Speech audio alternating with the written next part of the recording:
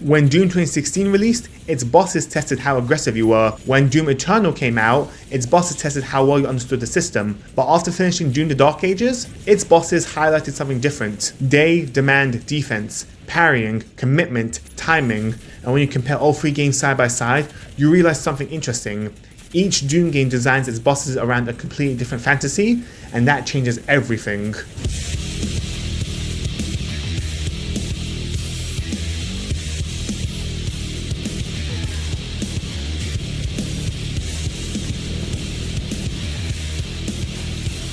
Compared to Eternal and the Dark Ages, bosses are relatively simple and straightforward, which does reflect the gameplay style of Doom 2016. If I had to describe the bosses and what they demand from the player, it would be sustained aggression. To finish the boss in a timely manner and in a way that does not lose too much health, you have to constantly lay down fire with longer range weapons. While the bosses require some platforming and dodging, said platforming was done in such a way that still allows for sustained aggression. Analyzing the Cyber Demon, avoiding its lasers and gunfire isn't the most difficult challenge, as all you need to do is mind your footing when it fires its rockets.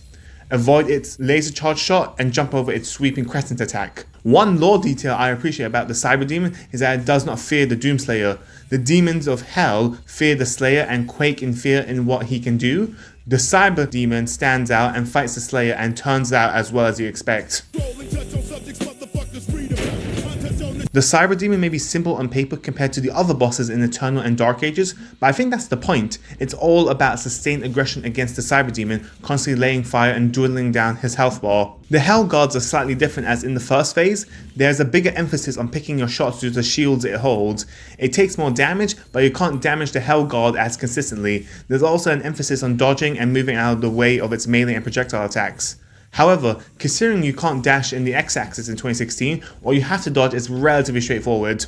However, once phase 2 starts, it goes back to the idea of sustained aggression, as the two Hell Guards don't have a shield, and in fact, as to finish the fight quicker, you may want to try and attack the two guards simultaneously as to reduce their health bars quicker. The second stage still supports the idea of constant movement to make yourself harder to hit. One thing I did was to use one Hell Guard as a shield against another Hell Guard's projectile attack, to make it easier to avoid.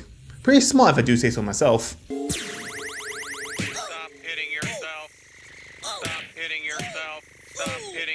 The Spider Mastermind, whilst having the biggest platforming and dodging requirements of all three bosses, still has the emphasis on sustained aggression. You jump over laser traps and play the floor is lava against it. If you're constantly sustaining damage against the Spider Master, you're playing the game right. One issue with the boss design with all three bosses is that since the game gives high levels of ammo, you might as well stick to the one weapon that hits the hardest at the longest range, in this case the Gauss Cannon. A fully charged Gauss Cannon shot does high levels of damage, is a hit scan, so unlike the rocket launcher you don't have to lead your target. You can hit at a distance and it does not immobilize you.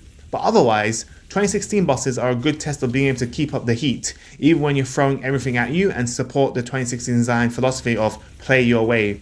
Whilst the Gauss Cannon is the best gun, most weapons are still viable against all three bosses. Following on, if I had to describe the boss design in Eternal, it would have to be skill examination. The game is asking you if you understand the philosophy and mechanics the game borderline shoves down your throat.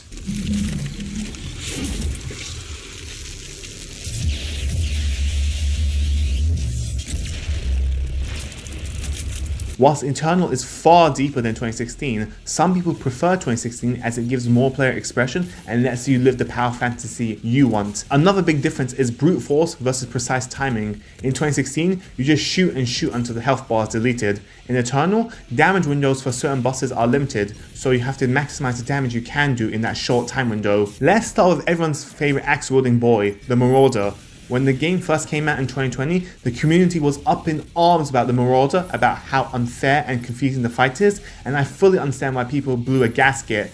The Marauder gets better on a second playthrough. The Marauder demands you weapon switch as to maximize weapon damage when he's stunned and vulnerable. But even after a few hours of gameplay, that idea may not be fully ingrained in the player's mind, so when they encounter the Marauder, they may be confused as to why sustained fire with one weapon is about as useful as Stevie Wonder's reading glasses against him. However, once the player understands the Marauder, he becomes an enemy that demands extreme attention, but is a relatively simple enemy to deal with. For me, I cycle between Super Shotgun, Ballista and Rocket Launcher. Rinse and repeat 3 or 4 times and... Never what? You didn't finish! The Gladiator helps highlight the greater movement options the game offers, in this case, the fact you can dodge horizontally in the game. Compared to 2016, the attacks you have to dodge are much faster, but you have the tools to avoid them, in this case, the dash. Like the Marauder, it's a test of trigger discipline and patience, and this is further emphasized by the lower ammo count in Doom Eternal, so you really have to keep your trigger finger in check. Initially, I struggled a lot with the Icon of Sin, and I think I know why. You're supposed to engage with all the tools. The battle arena practically gives you a treasure chest worth of ammo and super ammo, and yet I'm trying to conserve BFG and Crucible ammo like I'm playing a survival horror game. This is Doom Eternal Slayer, not Dead Space, so stop being stingy and fire away. Remember, Professor, Bender is Santa, so we don't need to hurt him, right? Yes. You sound like a broken MP3. Ho, ho! The Icon of Sin emphasizes that you need to understand and use your entire kit against the legions of hell over emotionally identifying with a single weapon.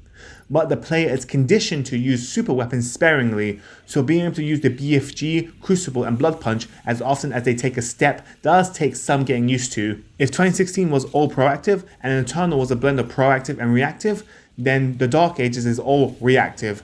Damage to bosses is less about long-term sustain and more so short, sharp bursts.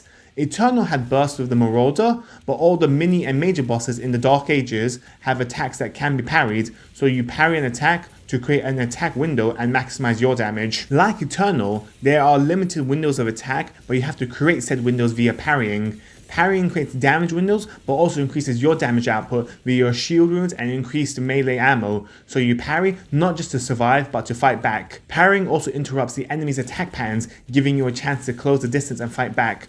You often have to deal with enemies with constant sustained damage, but with a well-timed parry, said damage can be stopped and you can go on the offensive.